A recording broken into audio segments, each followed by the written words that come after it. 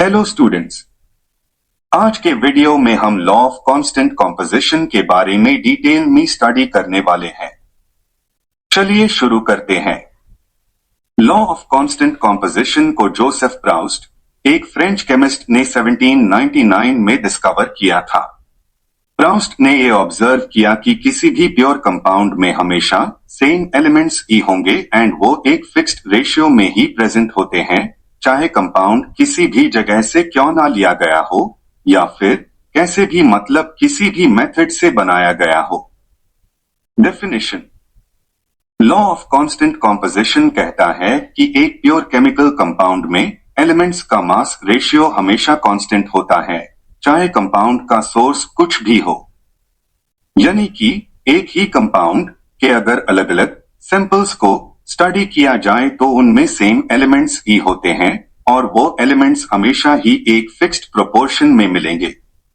इसी कारण से हम इस लॉ को लॉ ऑफ डेफिनेट रेशियोज और लॉ ऑफ डेफिनेट प्रोपोर्शंस भी कहते हैं।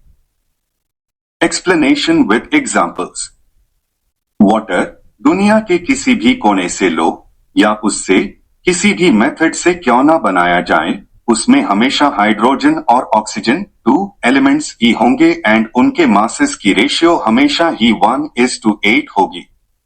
यानी अगर 18 ग्राम्स ऑफ वाटर लिया जाए तो उसमें 2 ग्राम हाइड्रोजन और 16 ग्राम्स ऑक्सीजन ही मिलेंगे।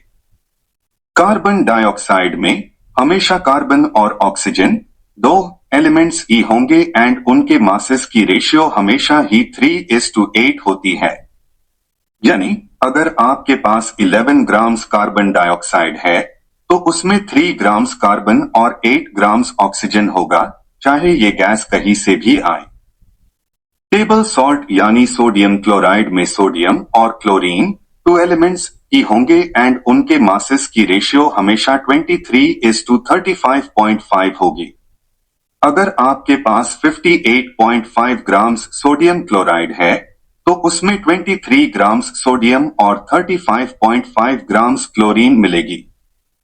मीथेन गैस की भी बाकी कंपाउंड्स की तरह एक फिक्स्ड कॉम्पोजिशन होती है जिसमें कार्बन और हाइड्रोजन 2 एलिमेंट्स ही होंगे और उनके मासेस की रेशियो 3:1 होगी। अगर आप 16 ग्राम्स मीथेन लेते हैं तो उसमें 12 ग्राम कार्बन और 4 ग्राम हाइड्रोजन होगी। Experiments for verification of the law: Joseph Proust ने अलग अलग सोर्सेज से एक ही कंपाउंड जैसे कॉपर कार्बोनेट को एनालाइज किया। उसने देखा कि चाहे कॉपर कार्बोनेट लैबोरेटरी में बनाया गया हो या नेचुरल सोर्सेज से आया हो, उसका कॉम्पोजिशन हमेशा सेम था। इस एक्सपेरिमेंट ने लॉ ऑफ कांस्टेंट कॉम्पोजिशन को स्ट्रांगली सपोर्ट किया। जॉन्स बर्जलियस ने भी प्राउस्ट के लॉ को सपोर्ट करते हुए लेड सल्फाइड के ऊपर एक्सपेरिमेंट किया। उसने अलग अलग सोर्सेज से लेड सल्फाइड को एनालाइज किया और पाया कि उसमें लेड और सल्फर की मास रेशियो हमेशा कांस्टेंट थी, चाहे उससे कहीं से भी ऑब्टेन किया गया हो।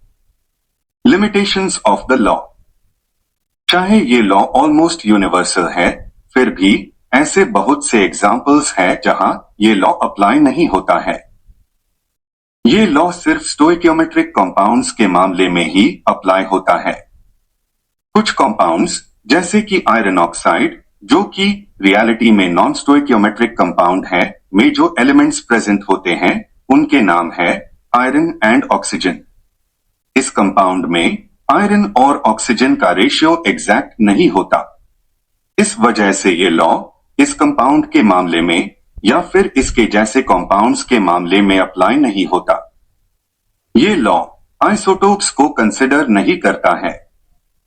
जब किसी भी एलिमेंट के डिफरेंट आइसोटोप्स होते हैं तब उसका एटॉमिक मास चेंज हो जाता है, जिसे कॉम्पोजिशन थोड़ा वेरी कर सकता है। एलिमेंट के अलग एलोट्रोप्स में कॉम्पोजिशन वेरी कर सकती है। जैसे ऑक्सीजन और ओजोन में सेम एलिमेंट है लेकिन इनका कॉम्पोजिशन अलग होता है।